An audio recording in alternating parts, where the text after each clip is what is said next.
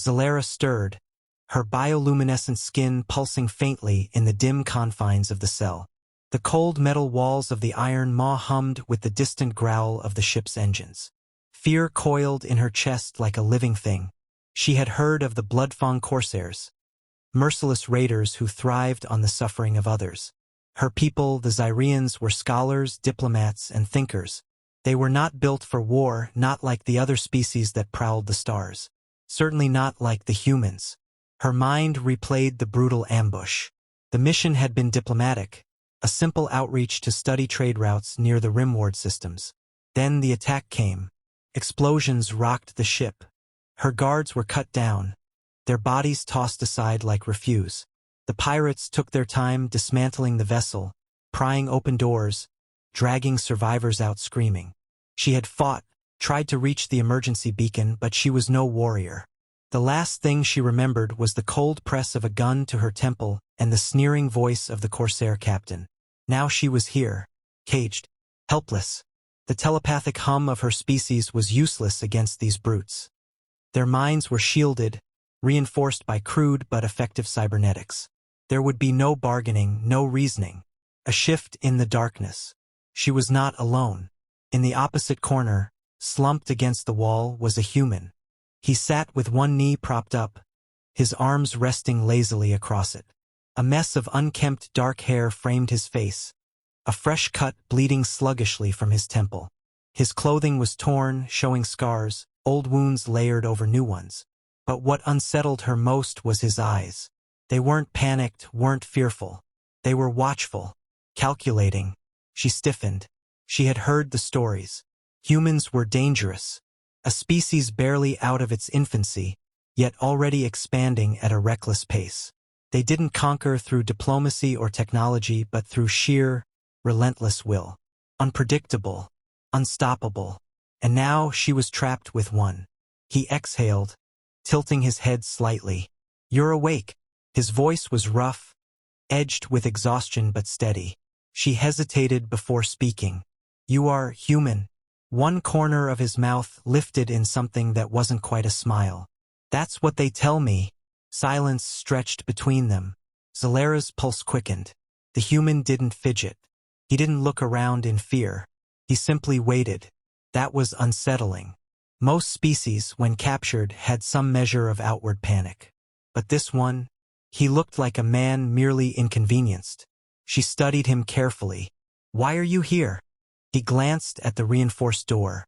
"Same as you, I'd guess. Wrong place, wrong time." That wasn't an answer. His posture remained relaxed, but there was something caged beneath the surface, something coiled tight and waiting. The way he glanced at the guards beyond the cell, the way he marked their movements. He wasn't resigned to captivity. He was assessing. The thought made her throat dry. "They said they would sell me," she whispered, unable to keep the tremor from her voice. "My species. We are valuable." His gaze flicked to her for a moment, then back to the door. "Yeah. Pirates like to put a price on people." She swallowed. "And you?" That ghost of a smirk again. "Not for sale." A heavy clang echoed through the hall as the guards outside shifted positions. The human, Jonas Kane, straightened slightly, his fingers tapping idly against his knee.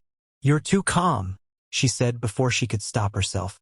He looked at her then, really looked at her, and she felt the weight of his scrutiny. Panicking doesn't solve problems.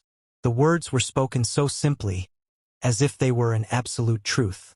As if fear was a useless thing. She couldn't understand it. Fear was survival. Fear kept one alive. And yet, the way he sat there, entirely at ease, made her question everything she thought she knew about his kind. She took a slow breath, steadying herself. "Do you have a plan?" Now his smirk turned sharp. Predator's expression. "I always do." Her stomach twisted. Perhaps it wasn't the corsairs she should be most afraid of. The alarm howled through the corridors, a guttural war cry of the iron maw. Zalera's pulse raced as the ship seemed to come alive with movement. Heavy boots pounded metal grates, shouts echoing as the blood-fang corsairs scrambled to respond. The quiet, careful escape was over. They had been noticed. Kane didn't stop. If anything, he moved faster. He kept low, weapon drawn, scanning every junction before darting forward. His movements were sharp, practiced, a soldier's efficiency without wasted effort. Zalera did her best to follow, her breath coming in short, sharp bursts. Her people were not made for this. Running, hiding, fighting. Every instinct in her screamed to find cover, to surrender, to do anything but charge into the chaos. But she had seen what happened to captives who surrendered. So she ran. They reached a bulkhead leading to the hangar. Kane pressed against the wall, glancing at a control panel. Locked, of course. His jaw tightened. They're sealing the exits. Zalera's hands clenched around the blade he had given her. She felt useless. He was doing everything, thinking, leading, fighting. She was just there. Kane turned, scanning their surroundings. The sound of approaching footsteps grew louder. Too many to fight head-on. He spotted something. A vent. Not large, but big enough. He nodded toward it. Can you fit? She hesitated. What about you? Doesn't matter. Can you? Her throat tightened. A safe route. A way to escape while he... No, she said before she could think better of it. Not alone. Something flickered across his face. Surprise, maybe. Approval. He exhaled sharply. Then stay close. A second later, the corridor erupted in gunfire. Kane grabbed her, pulling them both behind a crate as plasma bolts scorched the air. The Corsairs had arrived. They didn't hesitate, firing in short, controlled bursts, trained enough to avoid reckless suppression fire. Kane returned fire, his shots quick and precise. One pirate dropped. Another staggered back, armor sparking. But there were too many. They were pinned. Zalera's breath came fast, sharp. This was it. They would be overwhelmed, dragged back in chains, or worse. Kane moved. Before she could react, he grabbed something from his belt and hurled it down the corridor. A small, metallic sphere. A grenade. The explosion was deafening. Heat rushed past her. A concussive blast that rattled her bones.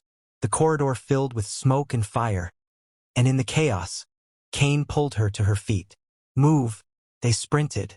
The pirates, stunned by the blast, scrambled to recover. Kane reached the control panel again, ripped off the outer casing, and began working the exposed wires. His fingers moved with expert precision, bypassing the lock faster than any engineer she had ever seen. The door hissed open. No hesitation. They ran. The hangar was a sprawl of docked fighters and cargo ships, each one in varying states of disrepair. The largest, a rusted freighter, sat closest to the exit. A tempting escape route, but too slow, too obvious. Kane scanned the bay. We need something fast. Zalera's mind raced. Her expertise was diplomacy, not mechanics, but she knew ships. Her gaze landed on a sleek, dagger-shaped vessel near the far end. Small, agile. She pointed. That one. Kane nodded. Good choice. The moment they broke cover, the remaining Corsairs opened fire. Plasma bolts streaked through the air, slamming into crates and ships alike. Kane returned fire in short, brutal bursts, his shots forcing the pirates to take cover. Zalera ran. Her lungs burned as she reached the ship's access hatch. Her hands flew over the control panel, bypassing the security lock with practiced ease. The hatch hissed open just as Kane reached her, his rifle nearly out of charge. They scrambled inside. Kane sealed the hatch behind them, then rushed to the cockpit. Strap in, he ordered.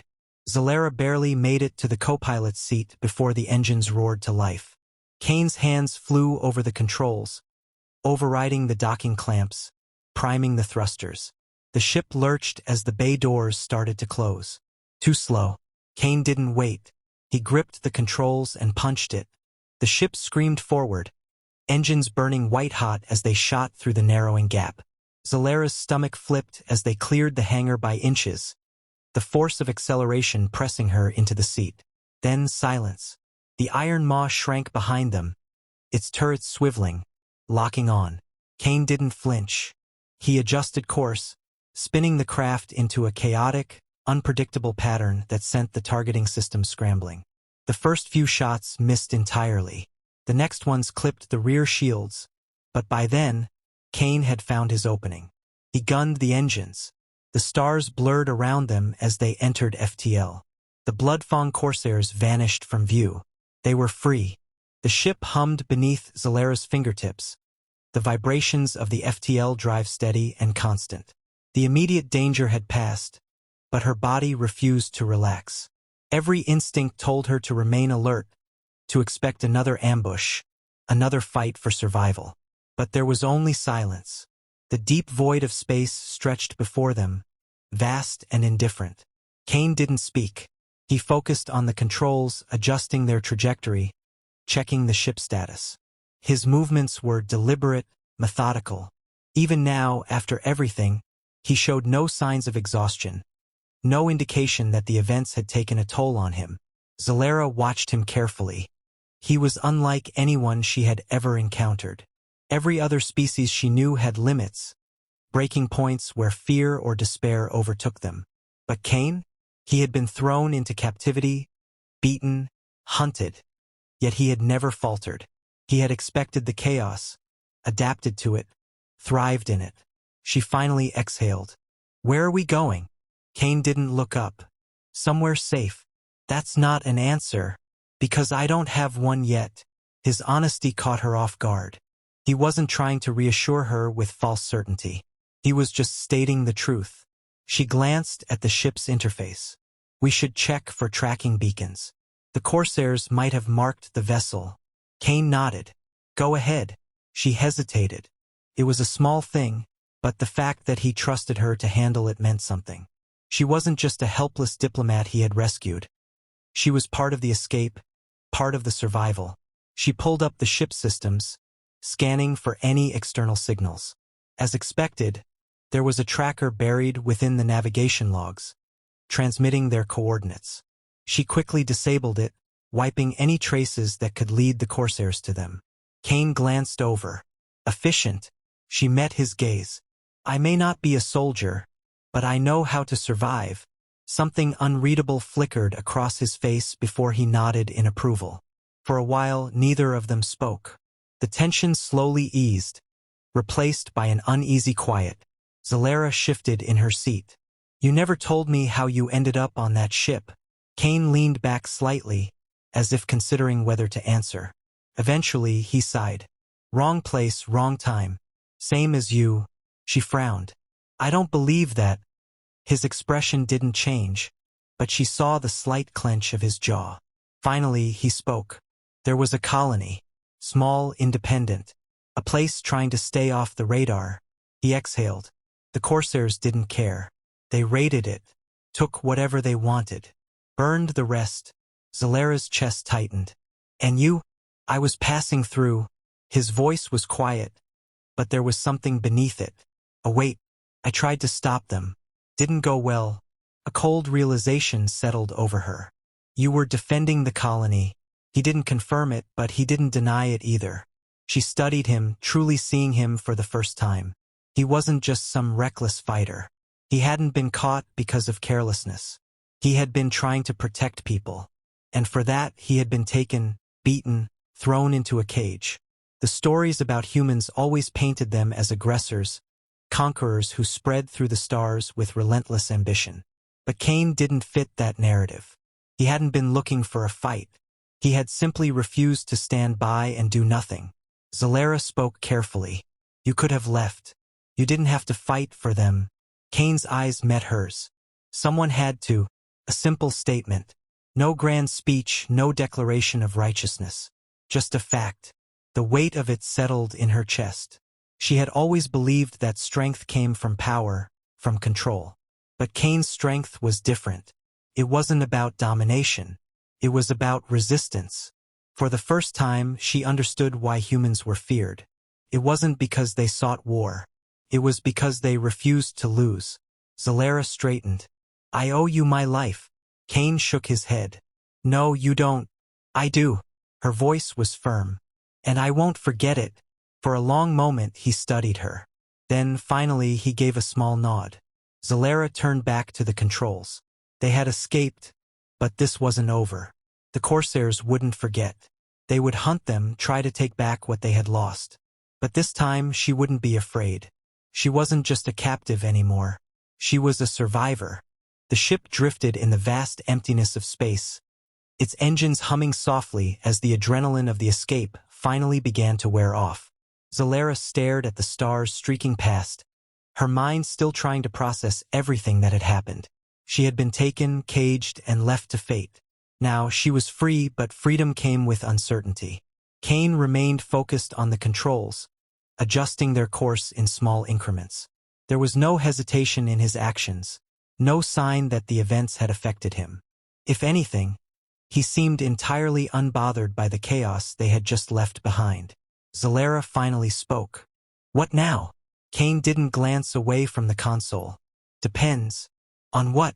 He leaned back slightly, crossing his arms. "Where you want to go." The question caught her off guard. She hadn't considered it, not really. She had been so focused on survival, on escaping, that she hadn't thought about what came next. She hesitated. "I should return to my people." Kane nodded. "Then I'll get you there." Simple. Direct. As if it were just another task, nothing more. But the idea of simply returning, of stepping back into her old life as if nothing had changed, felt wrong. She had seen what the universe was really like. The safety of her home had been an illusion. The Corsairs weren't an isolated threat. There were countless others just like them. Raiders, slavers, those who took because no one stopped them. Her people believed in diplomacy, in reason. But reason hadn't saved her. Kane had. She studied him. "And you?" Kane shrugged. "I'll find another ship, another job. There's always something." His voice was casual, but she could hear the weight beneath it. He had no home, no destination. Just movement. Zalera thought of the colony he had tried to protect. Of the fight he hadn't needed to take, but had anyway. "You don't have to keep running," she said. Kane smirked, but there was no humor in it. "I'm not running. Just moving forward." It was a distinction she wasn't sure she believed. She looked back at the stars. The logical choice was clear.